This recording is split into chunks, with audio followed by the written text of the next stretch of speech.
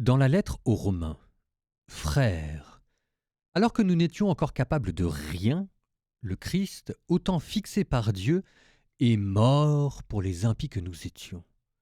Accepter de mourir pour un homme juste, c'est déjà difficile.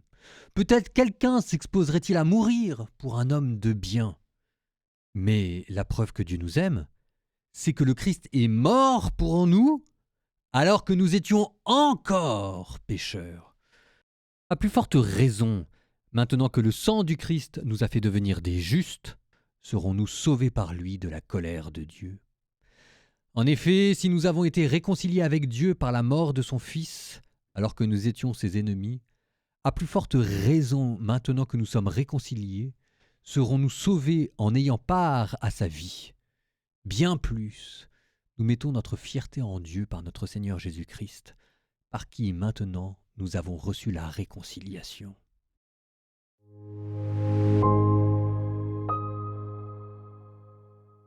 On est dans la lettre aux Romains. La lettre aux Romains, c'est le grand livre de théologie, c'est le modèle de tous les livres de théologie fondamentale, c'est l'acte de naissance de ce qu'on appelle la théologie chrétienne, c'est-à-dire cette espèce d'effort intellectuel pour exposer de manière systématique, organique, argumentée le salut. Jusque-là, l'effort intellectuel, c'était surtout de rédiger des biographies. Alors des biographies théologiques, parce qu'en fait, elles sont jamais gratuites, mais enfin de rédiger la vie de Jésus, ce qu'on appelait les évangiles.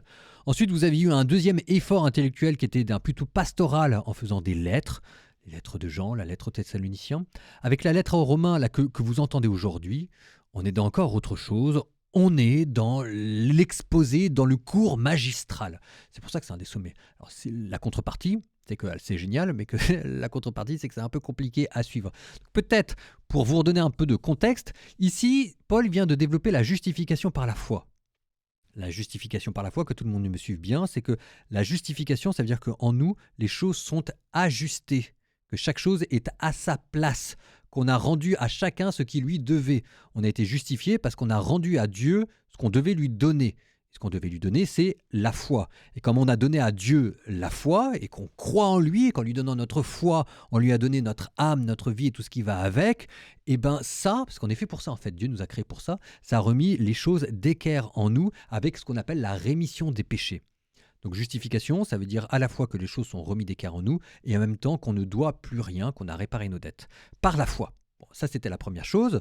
Ensuite, ce que Paul avait montré, c'était l'universalité du péché, que tout le monde avait péché, et les juifs et les païens, ce qui pour nous est peut-être une évidence qui à l'époque ne l'était pas. Et une fois qu'on a montré que tout le monde était pécheur, donc que tout le monde avait besoin d'être sauvé, et que cette foi était donnée par la foi, maintenant ce que Paul montre, c'est qu'il montre comment est-ce que tout cela repose sur une initiative gratuite du salut. C'est pas nous qui nous sommes sauvés, c'est Dieu qui est venu nous sauver. Alors, comme dit saint Paul, alors que nous n'étions capables de rien. Le salut ne vient pas d'un mérite humain, il ne vient pas d'une performance morale, il ne vient pas de l'observance de la loi.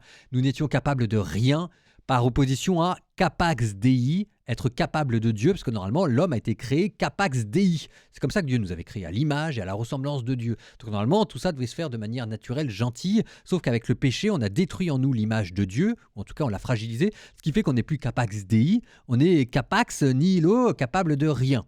Et alors capable de rien, ça prend la forme concrète de pécheur, ce qui pour nous est un terme technique pour dire qu'on fait des choses pas bien. Dans la tête de Paul, pécheur, ça veut dire qu'il n'est pas franchement aimable, au sens de quelqu'un qui est pas, on n'a pas envie d'être sympa avec lui, parce qu'en fait, il n'inspire pas l'amour.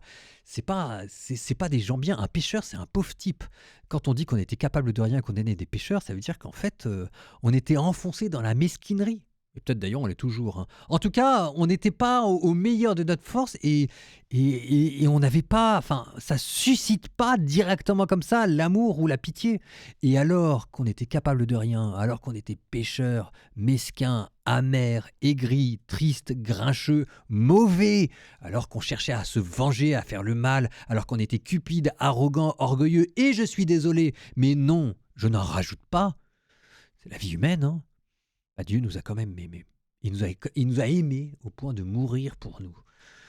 Ah, pourquoi?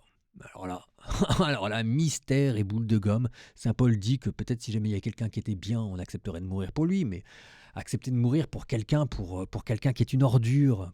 Et Dieu est mort pour les ordures, pour des ordures. Enfin, à côté de lui, c'était des criminels. C'était des criminels qui étaient à côté de lui pour la croix. Et un criminel, nous on met un peu de catéchisme pour dire il y a le bon, il y a le mauvais larron.